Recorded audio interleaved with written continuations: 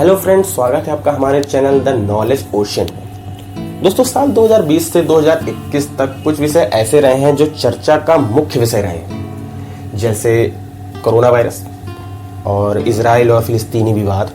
इसके अलावा राफेल सौदा जो कि फ्रांस से हमारा हो रहा है, अभी भी जिसकी डिलीवरी जारी है भारत के लिए। और ऐसा ही एक विषय है S-400 सैम सिस्टम, यानी कि surface to air missile system, जो कि रशिया हमें हैंडओवर कर रहा है।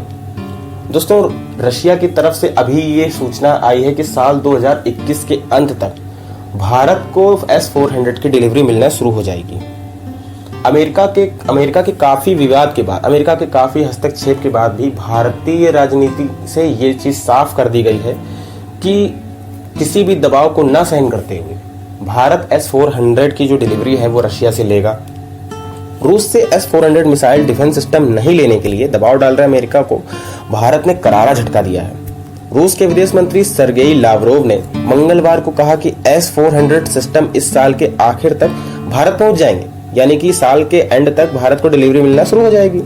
ब्रिक्स देशों के विदेश मंत्रियों की बैठक के बाद लावरोव ने यह भी बताया कि रूसी हथियार प्रणाली को लेकर भारत के रुख में रशिया को कोई बदलाव नहीं आया, यानी कि अमेरिका का जो धमकियां थी उसको दरगुजर करते हुए रशिया ने पूरा मन बना लिया है कि वो भारत की हेल्प करेगा ही करेगा।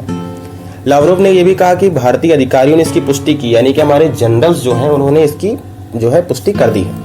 रूसी विदेश मंत्री ने यह भी बताया कि उनका देश कोरोना वायरस महामारी से भारत की मदद करता रहेगा।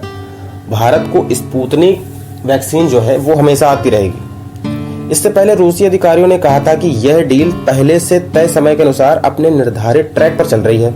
हम S-400 मिसाइल सिस्टम को डिलीवरी इस साल तक नवंबर तक देना शुरू कर देंगे। मतलब उनकी तरफ से तो साफ कर दिया गया कि भैया अमेरिका चाहे कितनी भी बाधा उत्पन्न करे, भारत को S-400 की जो डिलीवरी है वो साल के अंत तक मिलना शुरू हो जाएगी। रूस से इस हथियार को खरीद को लेकर अमेरिका पहले ही भारत पर कॉट्सा कानून के जरिए प्रतिबंध लगाने की धमकी देता रहा है। भारत की तरफ से इस समझौते को तय समय में पूरा करने के प्रयास किए गए थे, लेकिन रूस ने इसमें असमर्थता जताई थी।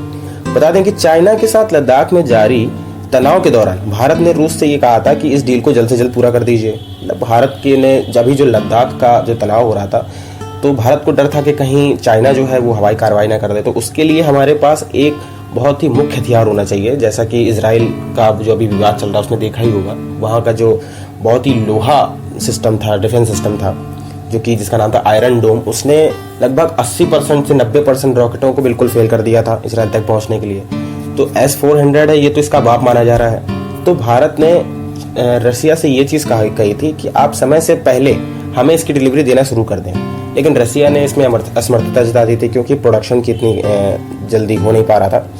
तो इस मिसाइल सिस्टम की डिलीवरी को भारतीय वायुसेना की सर्विलांस और हमलावर ताकत को भी जोरदार इजाफा होने वाला है। जी हाँ, मतलब जो भारत की हमलावर ताकतें हैं वो और ज़्यादा बढ़ जाएंगी। स्वाभाविक सी बात है कि हमारी एक डिफेंस प्रणाली के अंतर्गत आता है, तो इसके अतिरिक्त इसमें जो हमारी तरफ से हवाई हमले भी होंगे, तो जो दूसरे प्लेन्स होंगे वो हम लोगों को डिटेक्ट इतना ज़्यादा कर नहीं पाएंगे, और हमारी तरफ से S-400 की जो जवाबी कार्रवाई होगी वो हमारी हवाई हमले को और मजबूत बना देगी।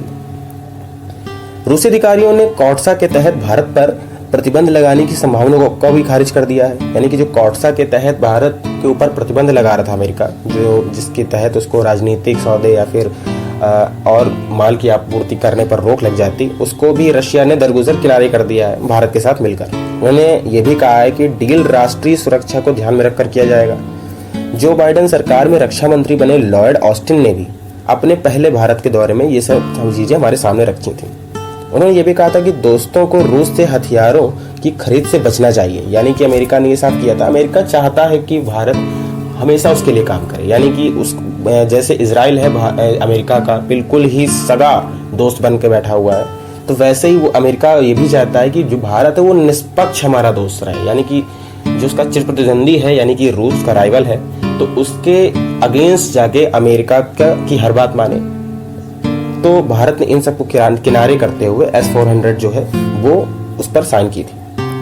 प्रतिबंध के मुद्दों पर उन्होंने ये भी कहा था, यानी कि अमेरिका ने ये भी कहा था कि जब भारत को अभी तक ये सिस्टम मिला ही नहीं है तो प्रतिबंधों का कोई सवाल ही नहीं है। यानी कि कम से कम एक पॉलिटिशियन ने इंडिया के साइड में ये चीज़ बोली थी।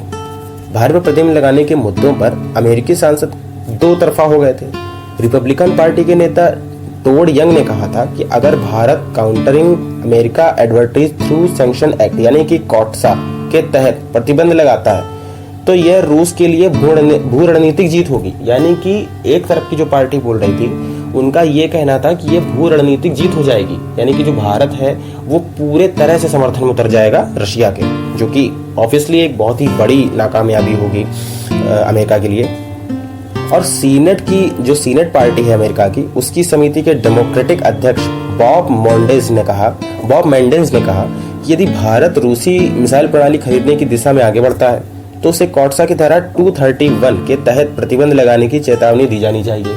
दोस्तों 231 एक ऐसा यूनाइटेड नेशनल ऑफ ऑर्गेनाइजेशन का एक प्रतिबंध है जिसके तहत कुछ राष्ट्र जो कि समर्थशाली राष्ट्र हैं वो अगर वो लगता है तो वो उस पर कार्रवाई के तहत जिस राष्ट्र में ये प्रतिबंध लगाया जाता है वहां पर कुछ चीजों में रोक कर देते हैं। कुछ चीजों में वो सभी चीजें आती हैं जो किसी भी देश की प्रगति के लिए बहुत महत्वपूर्ण होती हैं और उसके अगेंस्ट भी फिर कोई जा नहीं सकता है। तो इसको सबको किनारे करते हुए भारत ने साफ कर दिया है कि हम S-400 मिसाइल जो है वो रसिया से परचेज करेंगे।